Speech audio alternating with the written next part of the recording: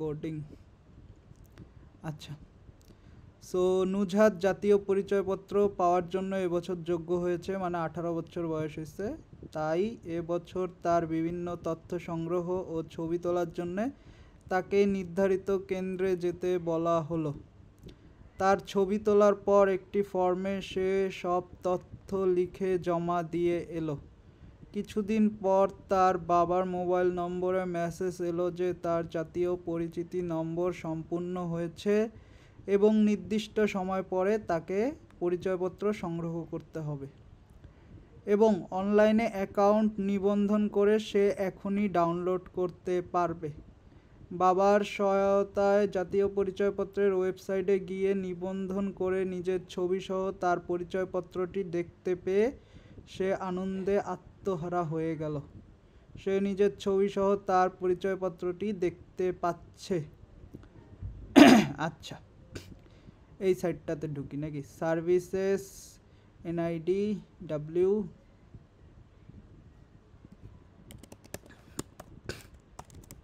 services.nidw.gov.bd।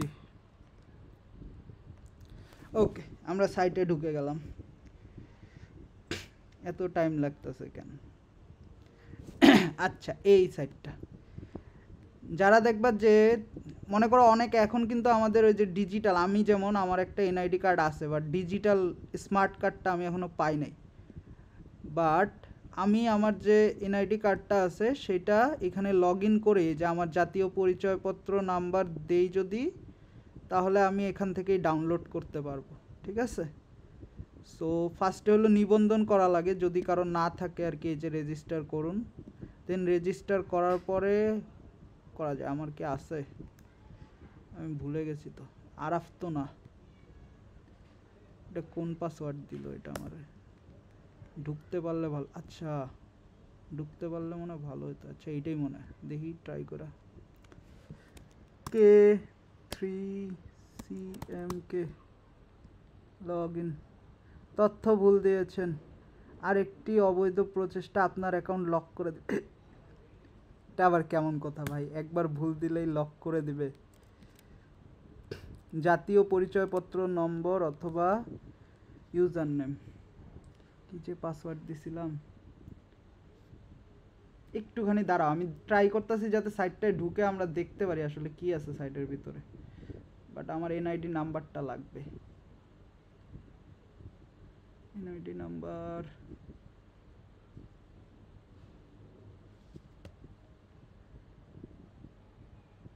কই গেল? এক মিনিট, হ্যাঁ।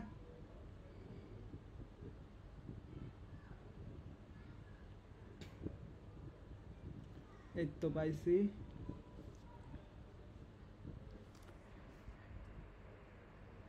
1031009244। আচ্ছা, আমি আমার পাসওয়ার্ড ভুলে গেছি, তো দেখি কি হয়। কারণ আরেকবার যদি আমি অপচেষ্টা করি আমার অ্যাকাউন্ট আবার লক করে দিবে। পরিচয়পত্র নম্বর 31009234 K6D8W। সাবমিট। পাসওয়ার্ড, নতুন পাসওয়ার্ড সেট করার জন্য অ্যাকাউন্ট নির্দেশনা অনুযায়ী। আমি কি আদৌ ভুলে গেছিলাম? পরিচয়পত্র নম্বর কপি করা লাগবে। 1231009234। জন্ম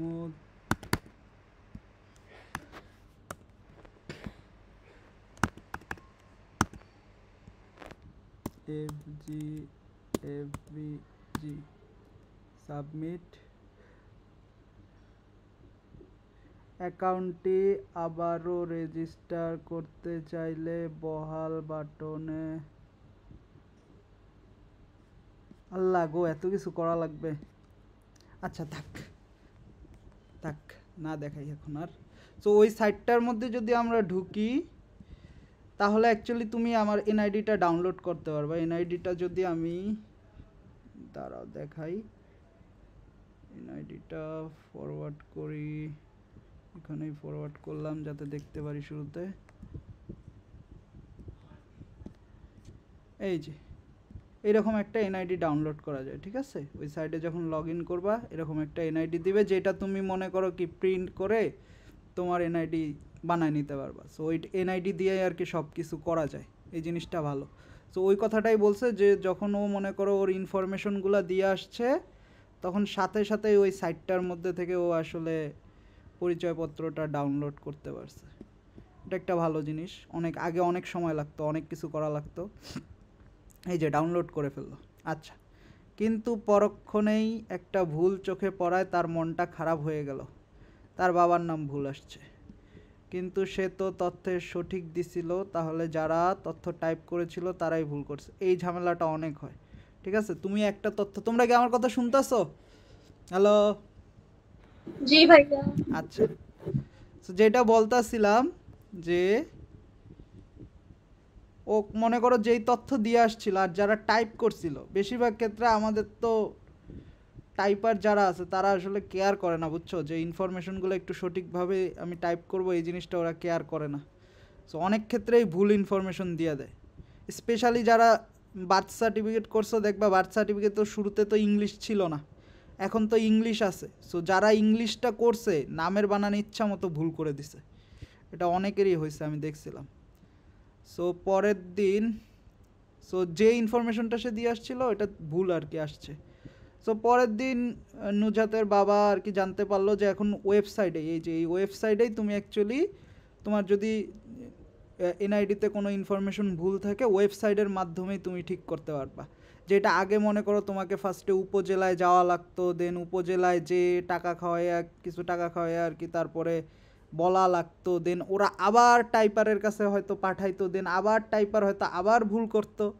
সো একটা অনেক বড় একটা মনে করো যে কি হেসেল হইতো, ঠিক আছে, অনেক কষ্ট হইতো এই সব কাজ করতে। যেই কাজটা এখন ডিজিটাল সেবার কারণে তুমি জাস্ট ওয়েবসাইটে ঢুকবা, তুমি নিজেই তোমার নামগুলা এগুলা দিতে পারবা। সো এটা একটা অনেক ভালো উদ্যোগ, ঠিক আছে। ওয়েবসাইটে গিয়ে এই যে ভুল সংশোধনের আবেদন করে। আচ্ছা, তারপরে একটা মেসেজ, অটোমেটিক একটা মেসেজ চলে আসে, প্রিয় নুজহাত, কর্তৃপক্ষের নিকট উপযুক্ত বিবেচনা হওয়ায় আপনার অনুমোদন করা হয়েছে অনলাইন সিস্টেম। আচ্ছা, এটা তো আগেরটা, এরকম একটা করে ইমেল আসে, তারপরে কি আপনার সর্বশেষ সংশোধন অ্যাপ্লিকেশনটি অনুমোদিত হয়েছে। এই যে এটা হলো প্রোফাইলে, আমি যদি প্রোফাইলটা ঢুকতে পারতাম তাহলে আর কি আসলে দেখা যেত, এই যে প্রোফাইলে ঢুকে এডিট করা যায়, ঠিক আছে। তোমার ইনফরমেশনগুলো এডিট করলে তুমি সাথে সাথেই নতুন আরেকটা কার্ড পেয়ে যাবা। এই যে যেই কার্ডটা দেখাইলাম এই কার্ডের মধ্যে ইনফরমেশনগুলো এখন তোমার ঠিক ইনফরমেশনটা হইতো, ঠিক আছে। সো একদম পুরো পানির মতো ইজি, যে এই কাজটা আগে অনেক কষ্ট হতো করতে। আচ্ছা, কিন্তু শেষ পর্যন্ত ডিজিটাল প্রযুক্তি, আচ্ছা, উপরের ঘটনাটিতে নুজহাতের একটি সেবা পাওয়ার ক্ষেত্রে আনন্দ এবং উদ্বেগের কারণগুলো। আচ্ছা, সে যে সেবাটা পাইলো এটার ক্ষেত্রে ভালো কী কী দিক ছিল আর খারাপ কী কী দিক ছিল, ঠিক আছে। কিন্তু শেষ পর্যন্ত ডিজিটাল প্রযুক্তি তার কাজকে সহজ করে দিল এবং সে তার কাঙ্ক্ষিত সেবাটি পেল। শুরু থেকে শেষ পর্যন্ত নুজহাত সেবাটি পেতে কী কী ধাপে কাজটি সম্পূর্ণ করলো তা নিচের ঘরে আমরা প্রবাহ চিত্রের মাধ্যমে লিখে ফেলি। আচ্ছা, সে কী কী ধাপে কাজগুলো করছে ওইটা আর কি লিখতে বলছে। আচ্ছা, আজান হচ্ছে, আমরা একটুখানি অফ থাকি, তারপরে আবার শুরু করছি, ঠিক আছে। তোমরা একটু ভাবো তো কী কী করছিল, একটু পড়ো বইটা যদি আশেপাশে থাকে, জাস্ট কী কী ধাপগুলো অনুসরণ করছিল একটুখানি ভাবি, ঠিক আছে, ভাবার চেষ্টা করি। আচ্ছা, ততক্ষণে দেখি তো আমার সাইটটা আসলে করা যায় নাকি। বিভাগ, বিভাগ হলো ঢাকা, জেলা নারায়ণগঞ্জ, উপজেলা বন্দর, স্থায়ী ঠিকানা, আমার স্থায়ী ঠিকানা এটাই দেওয়া আর কি, যদিও না, এই যে ইনফরমেশনের ভুল, বুঝছো। বন্দর, পরবর্তী মোবাইল নাম্বার যেমন 88, হ্যাঁ এটা বার্তা পাঠান। দেখি আমার মোবাইলে মেসেজ আসার কথা। 6 সংখ্যার যাচাইকরণ কোড, কোড কি আসছে? হ্যাঁ আসছে, দেখা যায় একটা কোড 97, 8677।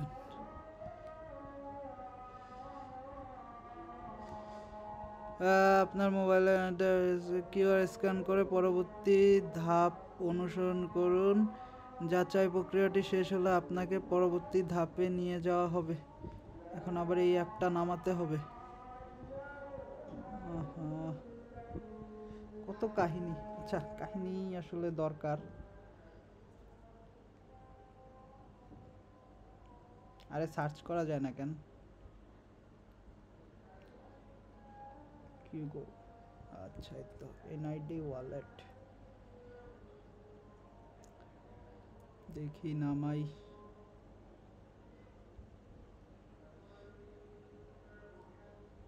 দেখছো একদম সব কিছু তথ্যগুলো, এই কাজটাও ভালো করছে।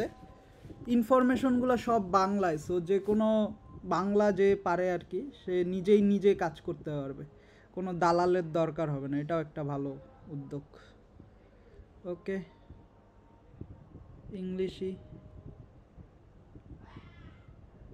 ওকে, কিউআর কোডটা স্ক্যান করতে বলছে। আচ্ছা, তারপরে কি বলতে বলছে? স্টেপস। আচ্ছা, আমার ফেস স্ক্যান করবে, আমার চেহারার সাথে ওই চেহারা আর কি মিল আছে নাকি ওটা দেখবে।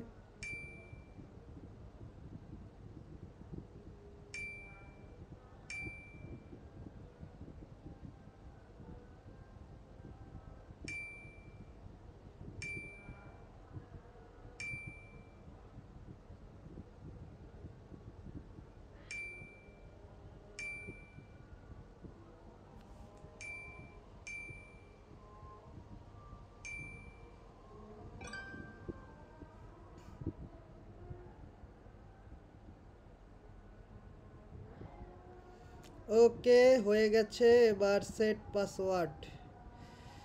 আচ্ছা, এখন একটুখানি আমি অফ রাখি, পাসওয়ার্ডটা সেট করে আবার শেয়ার দিতেছি।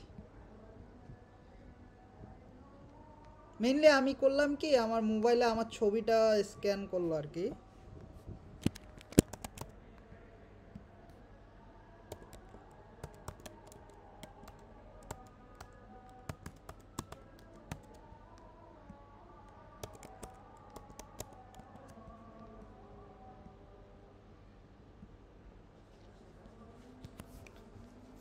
আরে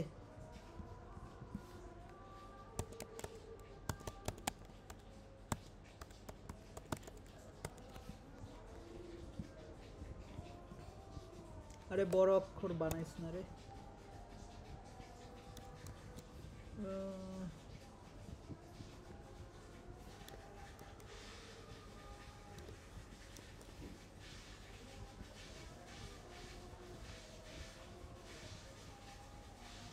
ওকে, হয়ে গেছে। আমি আবার শেয়ার দিচ্ছি।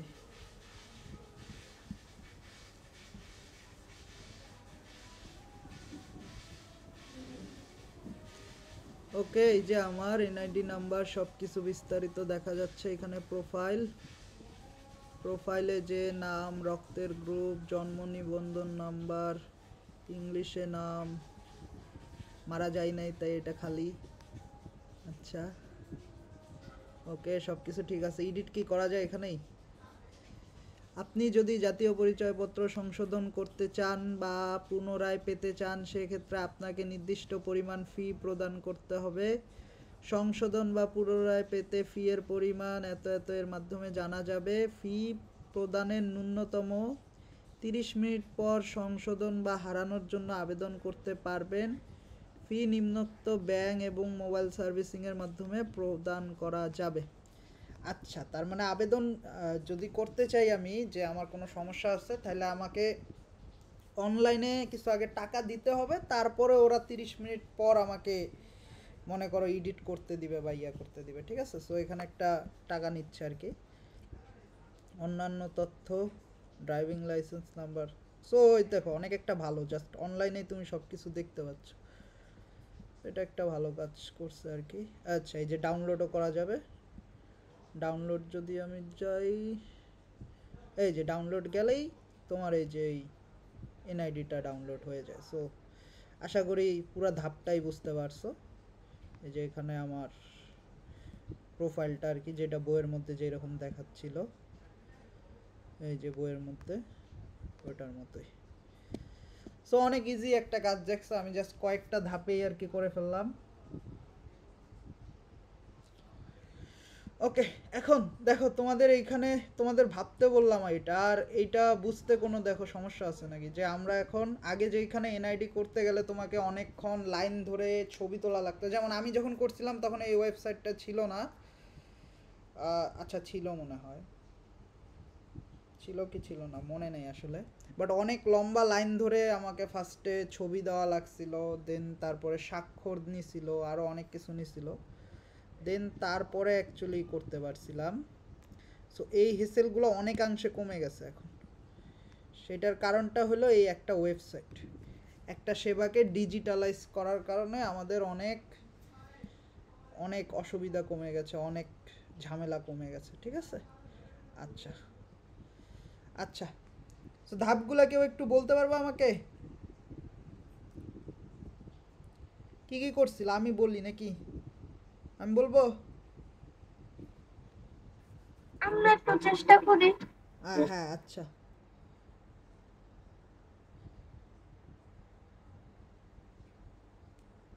মানে কি কি স্টেপগুলো সে নিয়েছিল এই যে এই এনআইডি করতে যে। আচ্ছা আমি তোমাদের গ্রুপে একটা ছবি দিচ্ছি, ঠিক আছে, অ্যান্সারটা আছে আর কি আমার কাছে। ওই যে তোমাদেরকে মনে আছে আমি তোমাদেরকে একটা বই দিছিলাম প্রতিটা চ্যাপ্টারের, মানে এই বইটার প্রতিটা চ্যাপ্টারের অ্যান্সারগুলো দিছিলাম, ওইটা একটু খেয়াল করবা, ঠিক আছে। আমি দিচ্ছি এখনকার অ্যান্সারটা, আমি গ্রুপে দিচ্ছি। ছেলেরা কি কেউ আছে? এই ছেলেরা কেউ আসো? কই গেল রে, কই গেল? ছেলেরা কেউ আসছে?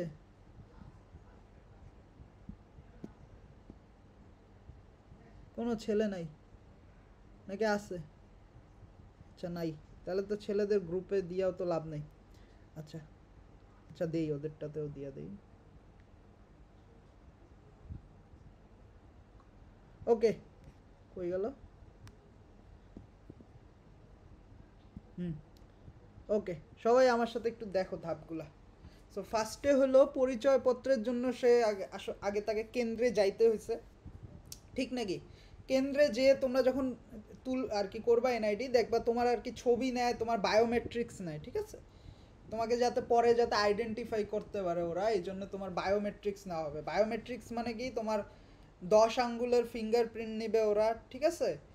তারপরে এখন কি রেটিনা করে নাকি আমি জানি না, চোখের রেটিনাও তোমার মনে করে স্ক্যান করে, এই ইনফরমেশনগুলো রাখে ওরা, ঠিক আছে। সো এই ইনফরমেশনটা, কয়েকটা ইনফরমেশন আসলে তোমাকে আসলে অনলাইনে করা তো পসিবল না, যেমন আমি এই যে ফিঙ্গারপ্রিন্টের কথা যে বললাম, তুমি তো অনলাইনে ফিঙ্গারপ্রিন্ট দিতে পারো না, ঠিক না। সো এটার জন্য কিছু কিছু কাজের জন্য আমাকে অবশ্যই কেন্দ্রে যাওয়া লাগে, যদিও সিস্টেমটা ডিজিটালাইজ হয়েছে, বাট পুরোপুরি আসলে ডিজিটালাইজ করা সম্ভব না কিছু সীমাবদ্ধতার জন্য। এর মধ্যে একটা হলো তোমার বায়োমেট্রিক্স। তোমার বাসায় তো আর ফিঙ্গারপ্রিন্ট মেশিন নাই, বা তোমার মনে করো যে কেউ তো, সবাই তো আর, প্রতিটা নাগরিক তো আর ফিঙ্গারপ্রিন্ট মেশিন কিনতে পারবে না, ঠিক না। সো তুমি কেন্দ্রে যে ছবি তুললা, দেন ফর্মে সকল তথ্য, কি একটা ফর্ম দিবে তোমাকে, ওনারাই দিবে, ওই ফর্মটা তোমাকে ফিল আপ করতে বলবে, ঠিক আছে। ওখানেই তুমি করতে পারবা, অথবা বাসায় থেকেও করতে পারো, আগেই হয়তো দিয়ে দেয়, আমার খেয়াল নেই আসলে, অনেক আগে করছিলাম। দেন ফর্ম ফিল আপ করে তুমি ওই তথ্যগুলো জমা দিয়ে আসলা, দেন হয়তো কয়েকদিন পরে তোমাকে কি করবে, মোবাইলে একটা মেসেজ দিবে, ফোনে পরিচয়পত্রের প্রস্তুতি সম্পূর্ণের মেসেজের আগমন। আচ্ছা, সো তোমার ইনফরমেশনগুলো যে তারা নিছে, তারা যে জমা দিছে, এটা তোমার একটা ইনফরমেশন একটা আসবে। এটা কি আছে এখানে? আমরা যে প্রথম ইয়াটা দেখলাম ওইটাই মনে হয়, এটা এটা প্রবাবলি এই যে এই মেসেজটা, ঠিক আছে, যে তোমার এনআইডি কার্ড হয়ে গেছে, এখন তুমি অনলাইনে, ওই যে অনলাইনের ওই সাইটটাতে কি করতে পারবা, তোমার একটা অ্যাকাউন্ট খুলতে পারবা। সো অনলাইনে অ্যাকাউন্ট নিবন্ধন করে পরিচয়পত্র ডাউনলোড করতে পারবা। দেন ডাউনলোড করার পরে সে দেখলো কি তার বাবার নামের বানানে ভুল আছে, তো সেইটাও সে ওয়েবসাইটে গিয়ে আসলে সংশোধন করতে পারবে। তারপরে হলো কি, সংশোধন করতে হলে আগে এই যে একটু আগে আমরা দেখলাম, তোমার মোবাইল ব্যাংকিংয়ের সাহায্যে অথবা ব্যাংকে যেয়ে কী করতে হবে, আগে ফিটা জমা দিতে হবে। জমা না দিলে তুমি আসলে করতে পারবা না। তারপরে হলো আবেদনের অনুমোদন সংবলিত মেসেজের আগমন, যখন তুমি টাকাটা জমা দিবা তখন তোমার একটা মেসেজ আসবে, তারপরে হয়তো তুমি এডিট করতে পারবা। ঠিক আছে, এই যে এডিট যে অপশনটা ছিল, এই যে এডিটে গেলে তারপরে আর কি করতে পারবা। ঠিক আছে, আচ্ছা কই গেল ওকে। দেন তারপরে তুমি মনে করো যখন করলা, এডিট করতে পারলা, তারপরে তুমি আবার নতুন পরিচয়পত্রটা ডাউনলোড করতে পারবা। একদম ইজি একটা ধাপ। ওকে, আচ্ছা তাহলে আমরা আবার বইয়ে ফিরে যাই। তো সবাই কি বুঝতে পারছি এতটুকু পর্যন্ত? প্রথম প্রথম খালি ঘরটা, ওটার অ্যান্সারটা কোনটা হবে? দেখো এখন তোমাদের এই পর্যন্ত কোনো কোয়েশ্চেন থাকলে একটু বলো। আমরা এখন তাইলে নিজেরাই এনআইডি করতে পারবো নাকি? মানে তথ্য জমা দেওয়ার পরে অ্যাকাউন্ট একটা খুলতে পারবো নাকি? ওয়েবসাইটটা জাস্ট বাংলাদেশ এনআইডি সার্চ দিলেই হয়ে যাবে। ওকে, আচ্ছা তারপরে যাই নাকি? তারপরে হলো এই ধাপগুলোর মধ্যে কিছু ক্ষেত্রে সে সন্তুষ্ট হয়েছে, আবার কিছু ক্ষেত্রে সে উদ্বিগ্ন ছিল। এবার আমরা নিচের চিত্রে নুজহাতের সেবা পাওয়ার যাত্রায় যে যে ধাপে সন্তুষ্ট হয়েছে তার পয়েন্টগুলো উপরে, আর যে যে ধাপে উদ্বিগ্ন হয়েছে তার পয়েন্টগুলো নিচে চিহ্নিত করে সেবা গ্রহণের অভিজ্ঞতাটা দেখাবো। আচ্ছা, এই যে ধাপগুলো যে আমরা বললাম কোন ধাপে সে অ্যাকচুয়ালি সন্তুষ্ট ছিল ওটা উপরে লিখবো, আর যেই ধাপে অসন্তুষ্ট ছিল ওটা নিচে লাগবো। ঠিক আছে, আচ্ছা সো এখানে একটা উদাহরণের মতো দিয়ে দিছে। তথ্য সংগ্রহ ছবি তোলার জন্য তাকে নির্ধারিত কেন্দ্রে যেতে বলা হলো। আচ্ছা, একটা কেন্দ্র ফিক্স করে দিছে, সো সে অ্যাকচুয়ালি জানে কোথায় যেয়ে কী করতে হবে, সো সে অ্যাকচুয়ালি হ্যাপি। ঠিক আছে, দেন যখনই সে কেন্দ্রে গেল দেখলো ছবি তোলার জন্য অনেক বড় লম্বা লাইন, সো তখন সে একটু কি হলো, মন খারাপ হয়ে গেল। ঠিক আছে, এতক্ষণ দাঁড়ায় থাকতে মন চাচ্ছিল না।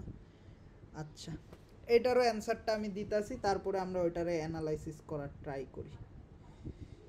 ওই যে আমি বইটা দিছিলাম ওই বইয়ের থেকেই আসলে অ্যান্সারগুলো দিচ্ছি। ঠিক আছে, ওকে।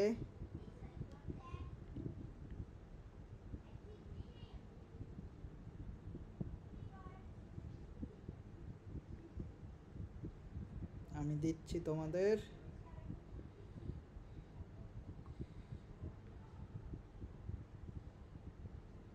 ওকে, সবাই একটু এই চিত্রটা আমি দেখাচ্ছি।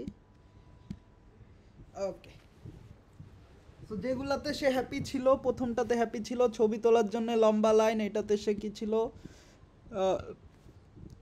অ্যাংরি ছিল বলা যায়। আচ্ছা, জাতীয় পরিচয়পত্র পাওয়ার জন্য অপেক্ষা, একটা সময় অপেক্ষা করা লাগে, মনে করো 1 মাস কি 2 মাস। সো অপেক্ষা করতে কারোই ভালো লাগে না, সো এটা ওর মন খারাপ ছিল। আচ্ছা, ফোনে পরিচয়পত্র প্রস্তুতি সম্পূর্ণের মেসেজ আসে। আচ্ছা, মেসেজ আসলে ভালোই লাগে যে অপেক্ষা শেষ। আচ্ছা, তারপরে ওয়েবসাইট থেকে জাতীয় পরিচয়পত্র ডাউনলোড করতে পারো, অনেক ইজি হয়ে গেছে। আগে মনে করো যে তোমার স্মার্ট কার্ডটা না আসা পর্যন্ত তুমি কিছুই করতে পারতা না। আর স্মার্ট কার্ড, আমিও এখনও স্মার্ট কার্ড পাই নাই, কবে যে পাবো তাও জানি না। সো স্মার্ট কার্ডটা পাইতে অনেক সময় লাগে, সেইটার আগেই তুমি জাস্ট একটা পরিচয়পত্র দিয়ে যে কোনো কাজ করতে পারবা। যেমন আমি আমার পরিচয়পত্রটা দিয়ে পাসপোর্ট করতে পারছি, তারপরে মানে যত ধরনের সেবা আছে স্মার্ট কার্ড দিয়ে যা করা যায় এইটা দিয়ে সেম, কোনো লাগে না। সো আমার আসলে এই জন্য স্মার্ট কার্ড নিয়ে এখন ঝামেলা নাই, এই কার্ডটা দিয়েই আমি সব করতে পারতেছি। জাস্ট ডাউনলোড করছি, ডাউনলোড করে প্রিন্ট করে ওই যে নিমিনেটিং করে নিছি আর কি। ঠিক আছে, আচ্ছা তারপরে এখন দেখলো পরিচয়পত্রে ভুল তথ্য, ভুল, এইটা তো দেখলে তো আরেকটা ঝামেলা, সো ওর মন খারাপ হবে ভালোই। আচ্ছা, তথ্য সংশোধনের জন্য পুরোনয় তথ্য কেন্দ্রে যাওয়া কিন্তু উদ্দেশ্য পূরণ না হওয়া। আচ্ছা, সো এটা আসলে এক্সট্রা দিছে। আচ্ছা, ওর বাবা আসলে ফার্স্টে খবরটা নিছে, বাট এই তথ্যগুলো তো আসলে তোমার মনে করো অনলাইন সাইটেই দেওয়া আছে, এই ধাপটা আসলে এক্সট্রা বলছে। তুমি যখন সাইটটায় ঢুকতে পারবা তুমি এখানে দেখতেই পারবা এডিট করার অপশন আছে, সো বোঝাই যায় যে আসলে তুমি তোমার তথ্য ওয়েবসাইটেই এডিট করতে পারবে। এটাকে আমার ছবিটা ডাউনলোড হচ্ছে না নাকি, ছবি ফেটে গেছে। আচ্ছা কই গেল? আচ্ছা দেন ওকে, তারপরে যখন দেখলো যে মনে করো ওয়েবসাইটের মাধ্যমে সংশোধন করতে পারবে, এটা একটা হ্যাপি। যেই অ্যাকচুয়ালি একটু দেখো, যেই ধাপগুলো অ্যাকচুয়ালি ডিজিটাল প্রযুক্তি ইউজ করতে পারছে, বা তার মোবাইল বা তার হাতের কাছে যে সেবাগুলো আছে, ওয়েট করা লাগতেছে না, এইগুলাতেই অ্যাকচুয়ালি মানুষ হ্যাপি হয়। তাড়াতাড়ি কাজ করতে পারলেই মানুষ হ্যাপি হয়। যেগুলাতে মনে করো অপেক্ষা করা লাগে, দৌড়াদৌড়ি করা লাগে, মানুষ এইসব কাজ আসলে করতে চায় না, ঠিক নাকি? এগুলা মানুষের আর কি সময় নষ্ট করে বলতে পারো, দেন মনে করো যে হয়রানি করে, ঠিক নাকি?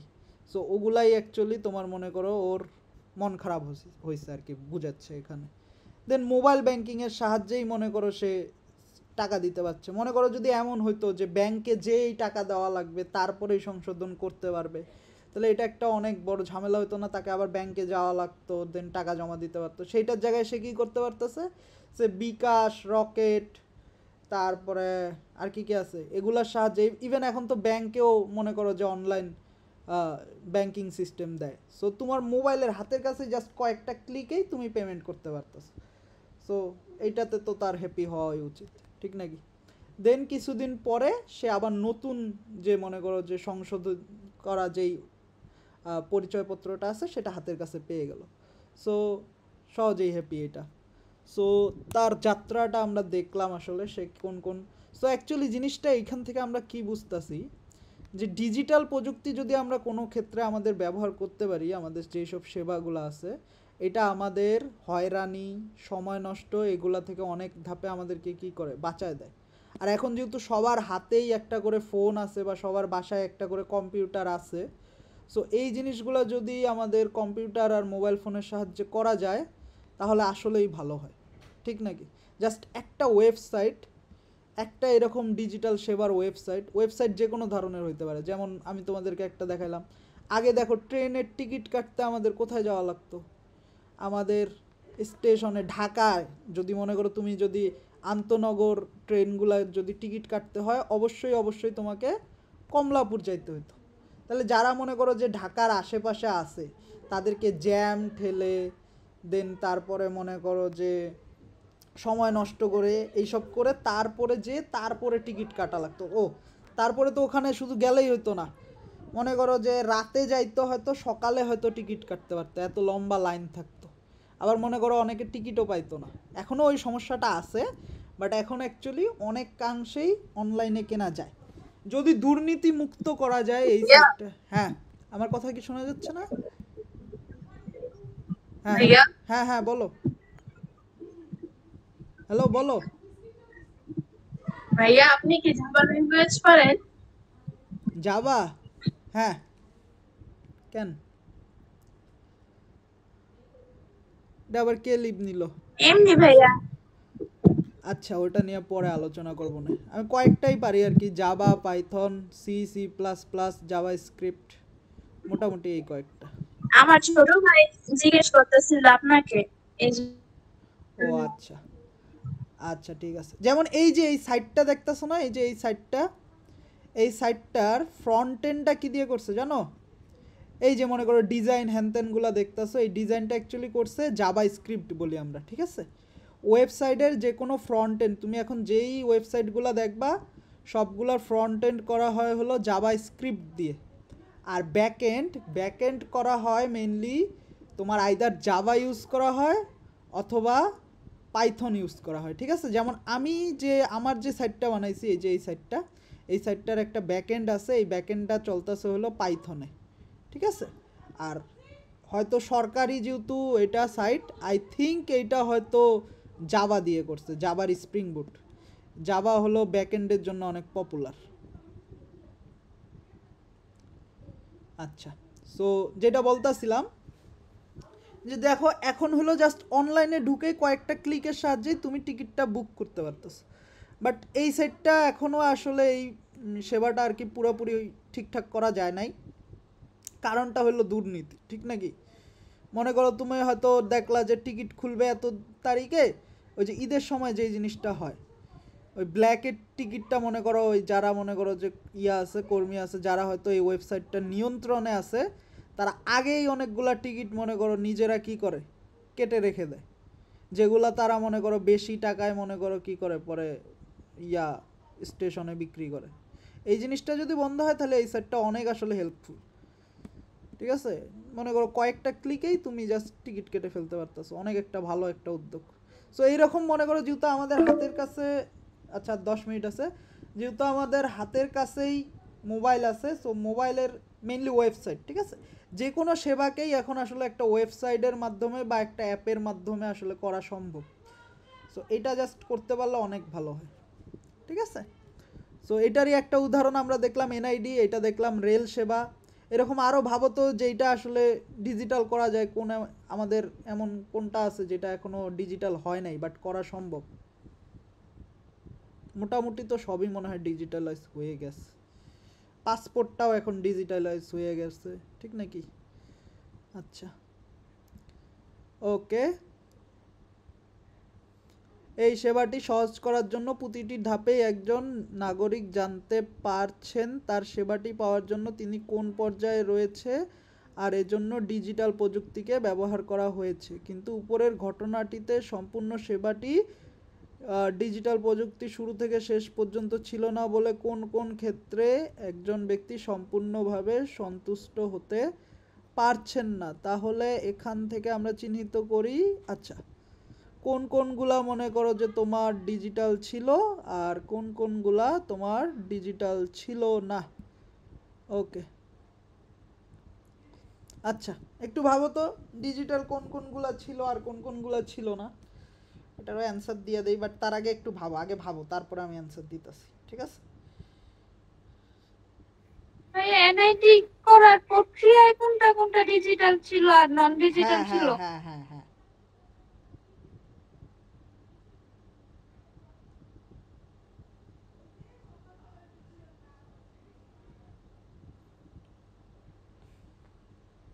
নন ডিজিটাল ছিল যে লাইনে দাঁড়িয়ে থাকতে হয়েছে, হুম, তারপর তার মানে ফিঙ্গারপ্রিন্ট তথ্য দিতে হয়েছে। সংগ্রহ আর এই যে ছবি তোলা, ছবি তোলা আর বায়োমেট্রিক্স যে বললাম, তোমার ওই যে ফিঙ্গারপ্রিন্ট নিবে, সাইন নিবে, এই জিনিসটা কি ছিল ডিজিটাল ছিল না কিছু অংশে নাকি? তোমাকে যে জমা দেওয়া লাগছিল। আরেকটা ছিল কি এই যে ফর্মের যে তথ্যগুলো আমরা দিছিলাম, আচ্ছা আমি তোমাদের গ্রুপে দিছি দেখো।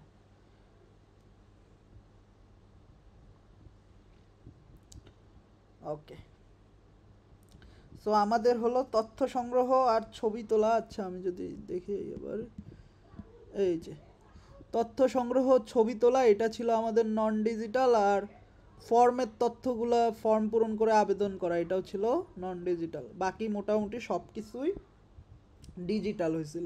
এখন তোমাদেরকে আমি বললাম এই দুইটা আসলে ডিজিটাল করা পসিবল না, ঠিক নাকি?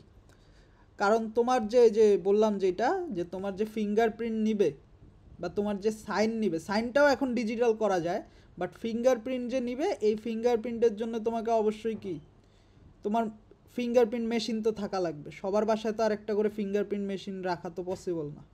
ফিউচারে হইতে পারে বাট বর্তমানে তো পসিবল না, সো এই জন্য আসলে এটা সম্ভব হচ্ছে না, বাট এইটা হয়তো করা যেত। এই যে ফর্মের যে তথ্যগুলা, এই তথ্যগুলো হয়তো তারা চাইলে অনলাইনে নিতে পারতো, তোমার নাম ঠিকানা হ্যান ত্যান যা আছে এগুলো সব হয়তো তোমার অনলাইনে নিতে পারতো, যেটা অ্যাকচুয়ালি পাসপোর্টটা করে, ঠিক আছে? পাসপোর্টের জন্য যখন তুমি আবেদন করবা সব ইনফরমেশনগুলো ওরা অনলাইনেই নেয় ফার্স্টে, তোমাকে জাস্ট যাওয়া লাগে হলো তোমার এই ফিঙ্গারপ্রিন্ট দেওয়ার জন্য, এছাড়া আর কোনো কিছুতে আর কিছু তথ্য দেওয়ার জন্য আর কি, বাকি সব কাজটা ওইটা পাসপোর্টেরটা ডিজিটাল। আচ্ছা, আর ডিজিটাল দেখো এগুলা ছিল। আচ্ছা আমাদের মনে হয় সময়টা শেষ হচ্ছে, আমি আরেকটা নতুন লিঙ্ক দিই নাকি? তোমরা একটু সবাই লিভ নাও, আমি আরেকটা নতুন লিঙ্ক দিচ্ছি। আর কতক্ষণ আছে? আর 11 মিনিট আছে। আচ্ছা একটা নতুন লিঙ্ক দিচ্ছি, ঠিক আছে? সবাই একটু গ্রুপে থাকো।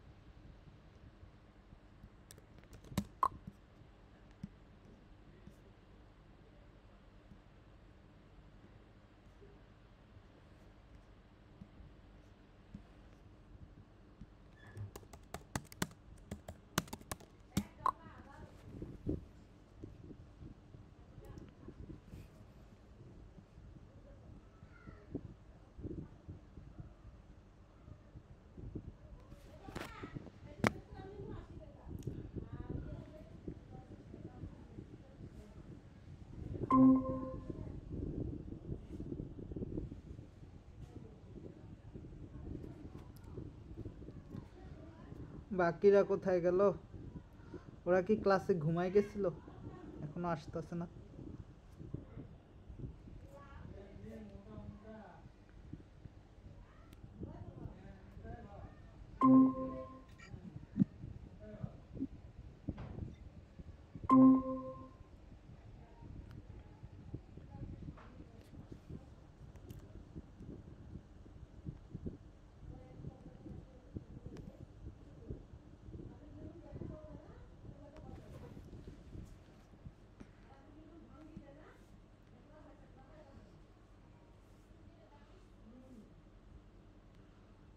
আচ্ছা, এটা আমরা দেখতাছিলাম।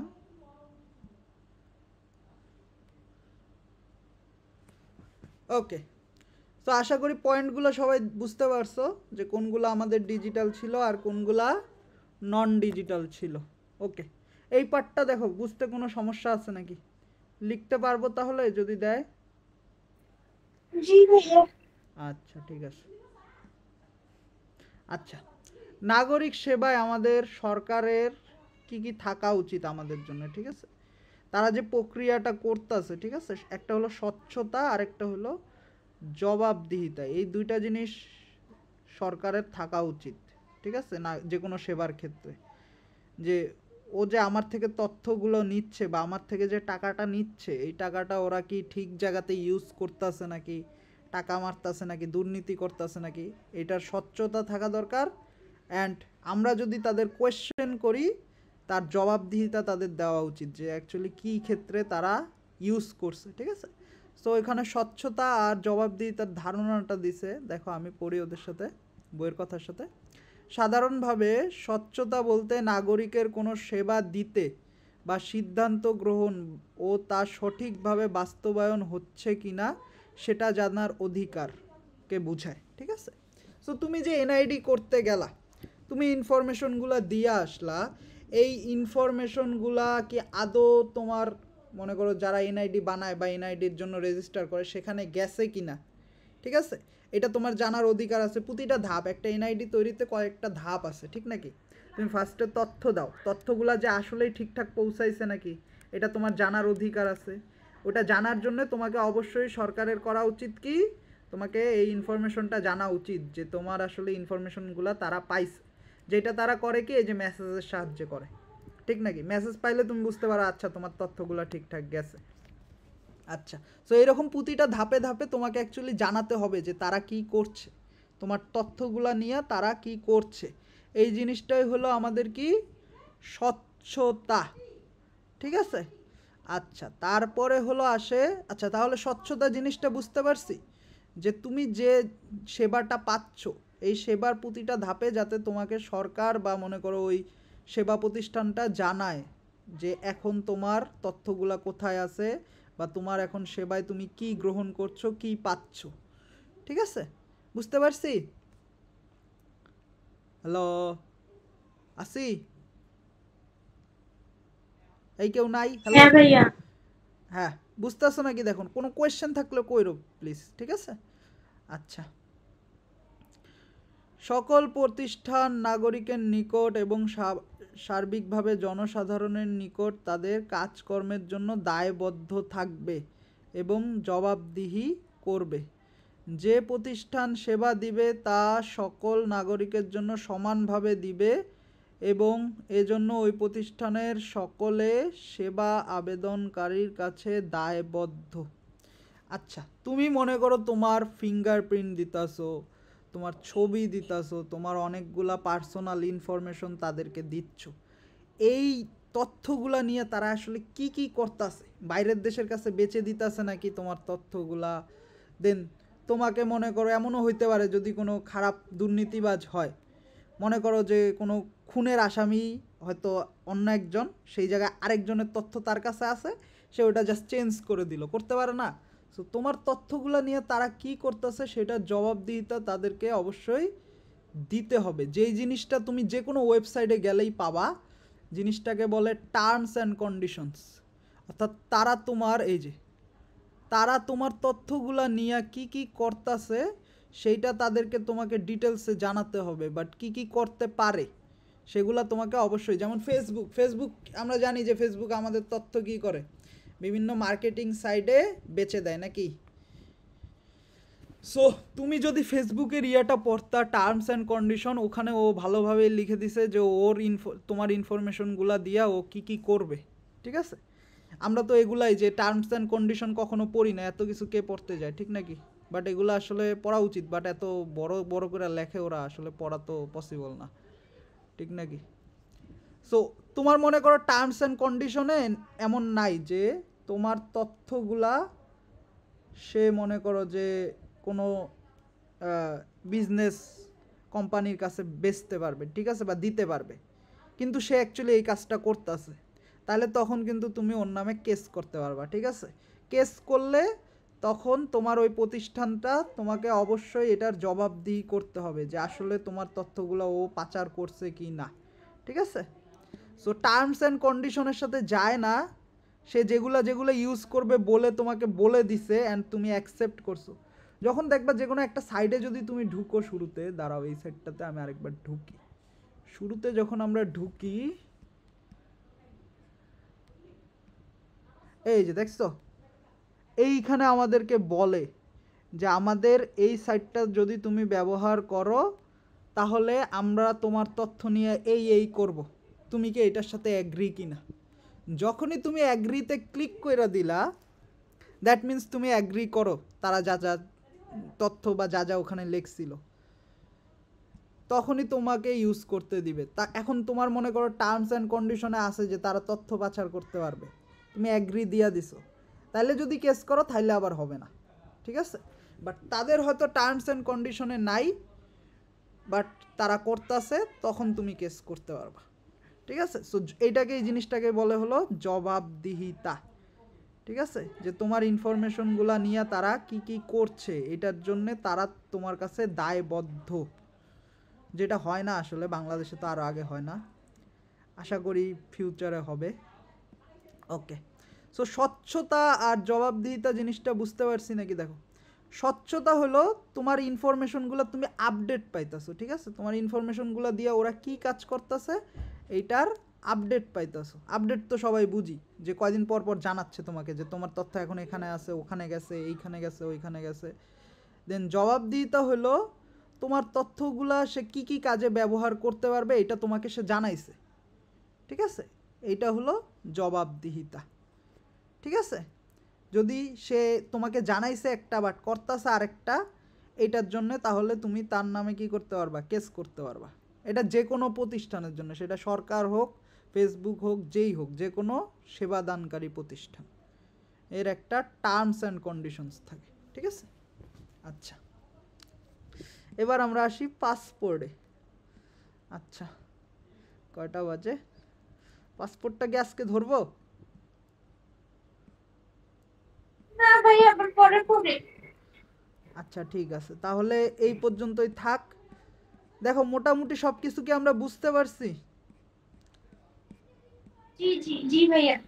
ভাইয়া, ওকে ঠিক আছে, যারা ক্লাস পাও নাই তারা একটু ভিডিওটা দেখো, ভিডিওটা রেকর্ডিং আমি ইউটিউবে দিয়ে দেবো আপলোড, দেখি এখন থেকে ইউটিউবে দেওয়ার চেষ্টা করব। ওকে ঠিক আছে, তাহলে ভালোভাবে থেকো সবাই, সাবধানে থেকো। আজকের ক্লাস তাহলে এই পর্যন্তই। ওকে, কারো কোনো কোয়েশ্চেন আছে? যে কোনো কোয়েশ্চেন থাকলে করতে পারো।